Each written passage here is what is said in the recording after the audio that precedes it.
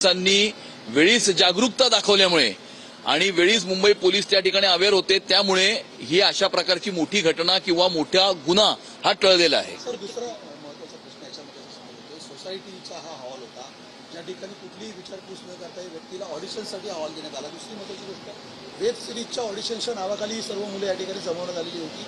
तुम्हाला वाटत नाही एक नियमावली आता आणण्याची गरज आहे यासाठी? नाही, सोसायटीजनी आपला हॉल किंवा कुठलाही बँक्वेट हॉल कुठल्या मीटिंगसाठी कुठल्या कारणासाठी हे देत आहेत याची नोंद, कुठल्याही हॉलची किंवा कुठल्याही बँक्वेट हॉलची नोंद ही स्वतःकडे ठेवणं आणि पूर्णपणे व्यवस्थितपणे चौकशी करून या ठिकाणी तो हॉल देणं, अशा प्रकारची एसओपी ही तयार करण्याची अत्यंत आवश्यकता या मुंबई शहरामध्ये आहे। या घटनेतनं हे आपल्याला दिसून येतं। दुसरीकडे कुठेतरी नागरिकांनी सुद्धा सतर्क राहणं गरजेचं आहे, कारण सोशल मीडियावरती अशा ऑडिशन्स ज्या आहेत त्याच्या जाहिराती पाठवल्या जातात आणि मग ते आपण त्या ठिकाणी जातो।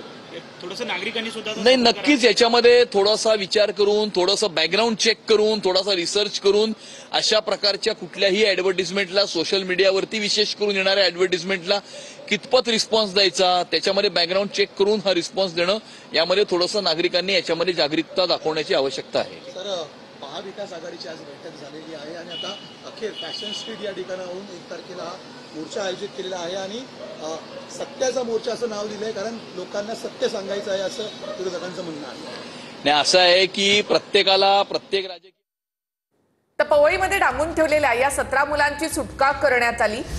या आरोपीला देखील ताब्यात घेण्यात आलेला आहे। मात्र आरोपीनं मुलांना नेमकं का डांबून ठेवलं होतं याचा तपास आता पोलीस करतायत। तर त्या ठिकाणी एअरगन आणि केमिकल आढळून आलेलं आहे।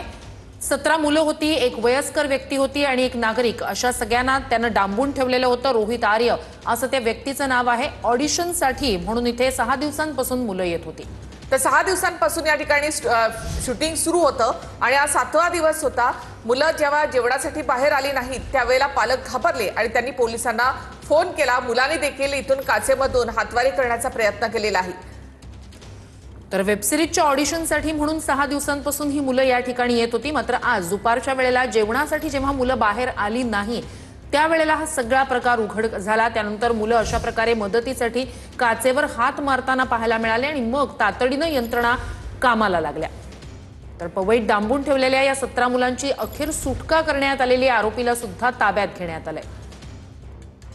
10 वाजल्यापासून या ठिकाणी हे शूटिंग सुरू झालेलं होतं। 1 वाजता मुलांना जेवणासाठी सोडलं जातं, मात्र आज या मुलांना जेवणासाठी देखील सोडण्यात आलं नाही। त्यानंतर रोहित आर्यचा व्हिडिओ व्हायरल झाला। त्यानंतर पालकांनी पोलिसांना या ठिकाणी बोलावलेलं आहे। 2 वाजता साधारणतः पोलीस या ठिकाणी आले आणि त्यांनी या मुलांची सुटका केलेली आहे। थेट आपण पवईमध्ये जाऊयात, या राज स्टुडिओच्या जवळ आमचे प्रतिनिधी गणेश थोरात यांच्याकडे। गणेश, नेमका हा सगळा थरार कसा झाला होता, काय झालं होतं या ठिकाणी?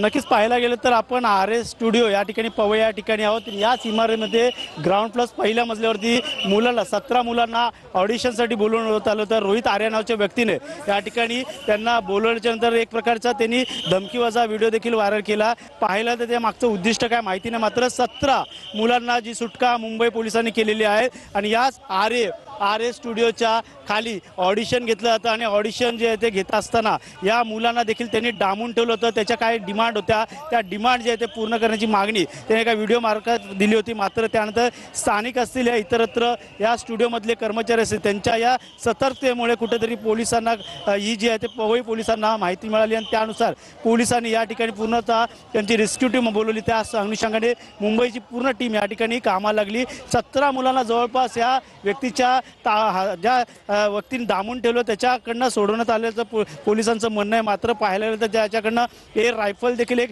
हस्तगत करण्यात आली होती। त्यामुळे नक्कीच या जो व्यक्ती आहे त्याच्या या काय डिमांड होत्या सर्व संदर्भातली माहिती सखोल तपास जो तो ठाणे मुंबई पोलीस करत आहेत। त्यामुळे पाहायला गेलं तर अशा प्रकारचं 17 मुलांना डांबून ठेवणं आणि एक प्रकारच्या धमकीवजा या ठिकाणी व्हिडिओ जो तो व्हायरल करणं, अशा प्रकारचं जी मानसिकता या व्यक्तीने दाखवली होती त्या त्यामुळे नक्कीच याच्यावरती आता पोलिसांनी देखील त्याला ताब्यात घेतलं आणि 17 मुलांना या ठिकाणी सुटका केलेली आहे। हा आर एस स्टुडिओ आहे आणि आर एस स्टुडिओच्या परिसरात जे आहे ते मोठ्या प्रमाणात आता पोलिसांचा छावणी लावण्यात आलेली आहे आणि पूर्ण रेस्क्यू टीम देखील या ठिकाणी आता पालक देखील या ठिकाणी येत आहेत। पाहायला गेलं तर त्या व्यक्तीचं या संदर्भातलं कनेक्शन काय आणि या संदर्भातलं डिमांड काय या सर्व गोष्टीचा तपास जो आहे तो मुंबई पोलीस करत आहेत। पाहायला गेलं तर याच ठिकाणी मुंबई पोलीस असताना या ठिकाणी आपण बातचीत करणार आहोत स्थानिकांशी। त्यांनी देखील या संदर्भातल्या काही गोष्टी जे आहेत ते सांगितलेल्या समोर। सर, काय नक्की प्रकार घडला होता या इमारतीमध्ये? कोण व्यक्ती कशा प्रकारे डांबून ठेवलेलं? किती मुलं होते एकूण? या ठिकाणी महावीर क्लासिक नावाच्या इमारतीमध्ये ऑडिशनच्या नावाखाली रोहित आर्या या व्यक्तीने जवळपास 17 मुलांना बंधक बनवलं होतं, 17 मुलांना। आणि त्याने काय त्याला पाहिजे होतं किंवा कशासाठी केलं ह्याचा उद्देश अजून आम्हाला कळाला नाही, परंतु या ठिकाणी पवई पोलीस स्टेशनचं मी विशेष अभिनंदन करेल। ताबडतोब त्या ठिकाणी आले आणि आल्यानंतर त्यांनी त्यांची सुटका केली। नक्कीच त्याच्या मागचं उद्दिष्ट अजून कळू शकलं नाही, मात्र काय त्याच्याकडे एअरगन देखील ताब्यात घेण्यात आले असं पोलिसांचं म्हणण्याप्रमाणे प्रायमरी त्यांच्याकडे एअरगन होते असं कळलेलं आहे।